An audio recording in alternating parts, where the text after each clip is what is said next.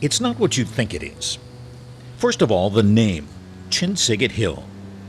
It's an Inuit Eskimo word meaning the spirit of things lost and rediscovered.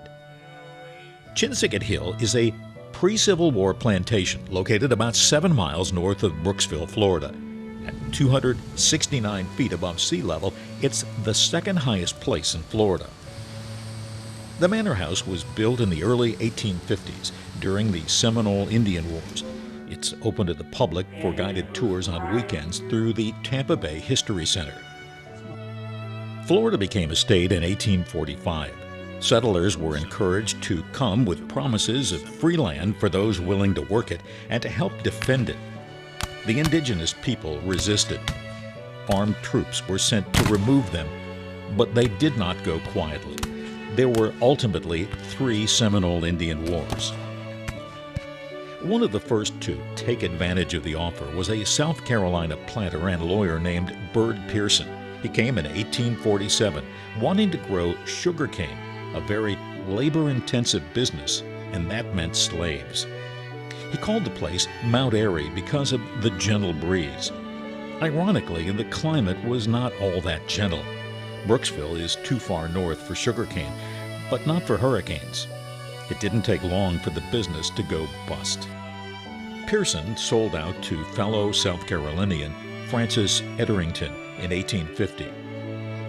Etherington tried everything from cotton, tobacco, corn, citrus, and cattle, but the main source of his wealth became timber. He didn't have to grow the trees, he just had to cut them down. He did well. Beginning in 1852, he began building the house we see today. Etherington was also a blockade runner during the Civil War. He did well in that too. During the war, federal troops landed on the nearby Gulf Coast and got about 10 miles away before the local militia turned them back. Eventually, Etherington's daughter Charlotte and her husband, Dr. James Russell Snow, took over. During their time, the place was called Snow Hill. Dr. Snow was a practicing dentist. In 1898, a tornado did extensive damage to the home, and the Snows put it on the market. It was purchased in 1905 by Chicago lawyer Raymond Roberts.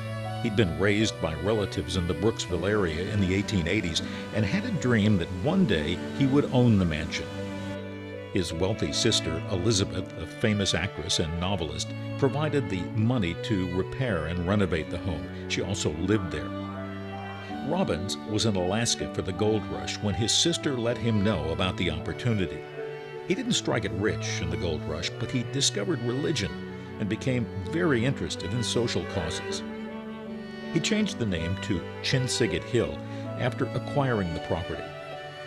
Robbins was in his time considered very liberal and progressive, as was his wife Margaret. Together, they championed social and political causes like women's suffrage, labor reform, and civil rights. Robbins was appointed a colonel in the Red Cross and sent to Russia following the Bolshevik Revolution. He met with Lenin and other communist leaders and encouraged better relations between America and Russia. The Great Depression almost put an end to their life at Chinsegut Hill. They were broke and couldn't afford to live there, and no one could afford to buy it. In 1932, he agreed to sell Chinsegut Hill to the federal government for the price of $1 on the condition that they be allowed to live there for the rest of their lives. Mrs. Robbins passed away in 1945. Raymond died in 1954. Chinsegut Hill became an agricultural research station. During the Depression, it was used as a civilian conservation corps camp. Today, Chinsegut Hill is still used for agricultural research and serves as a retreat and conference center available for special events, including weddings. What was lost and rediscovered doesn't refer to some romantic notion of the Old South before the Civil War. This is not a Gone with the Wind story. The story of housekeeper Elizabeth Carr Washington is a better illustration of the spirit of Chinsegut. She was born into slavery in 1848 and came here as a child. When the Civil War ended in 1865, she was free, but she chose to stay. She lived until 1938. She married and had 9 children. She was also a midwife and helped with the birth of over 500 babies in Hernando County. Chinsegut Hill was her home as much as any of the previous occupants. What she lost was her slavery, and what she found was freedom, human dignity, and a place in the community. The Robins are buried under the altar oak near the house.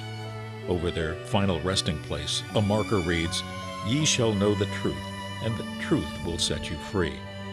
That, too, is the spirit of Chinsegut. For Time to Travel, this is Phil Dean at Chinsegut Hill in Brooksville, Florida.